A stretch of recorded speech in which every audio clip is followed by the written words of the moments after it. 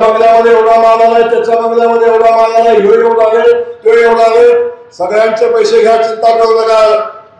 त्यांच्या बापाचे आपलेच आहे. सगळ्यांचे पैसे घ्या, पैसे तुमचेच आहे, त्यांचे नाही पैसे. तुमच्याच कामातलं कमिशन 166 कोटी रुपयाचं कमिशन घालले. 66 कोटी सापडले ना कुठं, हेच पैसे तुमचे. घेऊन टाका, सोडू नका, पण असल्यास पुन्हा मत नका देऊ, लक्षात ठेवा. अशाला मत नका देऊ. आणि या सगळ्या परिस्थितीमध्ये 2 तारखेला मतदान आहे.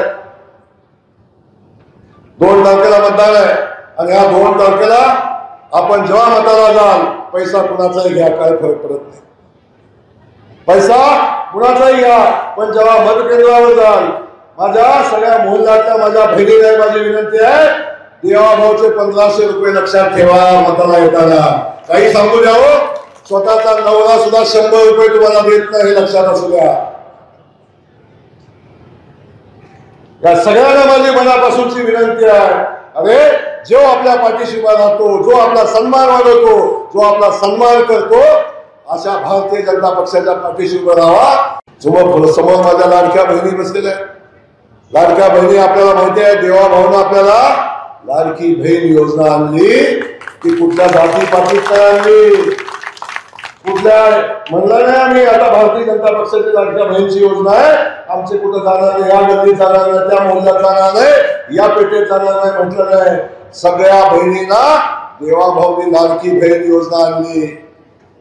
ताई, आपला सक्का भाऊ सुद्धा राखी पौर्णिमेला गेला तर 100 रुपये ताटात टाकताना बायकोकडे बघतो, आणि बायकोनं मान हलवली तर आपल्या ताटात टाकतो, पुन्हा खिशात घालतो. साडीचा तर विशेष मिटलाय. राखी पौर्णिमेला साडी आता तर मिळतच नाही. पण ताईनो लक्षात घ्या, आपला देवाभाऊ महिन्याला 1500 रुपये आमच्या बहिणीच्या खात्यामध्ये पाठवतो. त्या 1500 रुपयाची इमानदारी आपण केली पाहिजे. आपण त्या भावाच्या पाठीशी उभं राहिले पाहिजे, लक्षात असू द्या. त्या भारतीय जनता पक्षाच्या पाठीशी उभं राहिले पाहिजे. त्या महिलाचा स्वाभिमान सन्मान खऱ्या अर्थानं देवाभाऊनी केलाय. आपण बघतो 100 रुपयेसाठी घरातल्या मालकाकडं, नवऱ्याकडं, भावाकडं 100 रुपयेसाठी हात पसरणारी माझी भगिनी 100 रुपयेसाठी हात पसरायला लागायचा. आज अकाउंट मध्ये तिच्या पैसे येतात, त्या जी भगिनी आमची 100 रुपयेसाठी हात पसरायची, त्या भगिनीला तिचा नवरा विचारतो, ऐकते ना तुझ्या खात्यात काय शिल्लक. हा सन्मान माझ्या देवाभाऊने दिलाय. हा सन्मान माझ्या भारतीय जनता पक्षानं माझ्या बहिणींसाठी दिलाय. आणि अशा भावाला विसराल तुम्ही? अशा भावाला विसराल?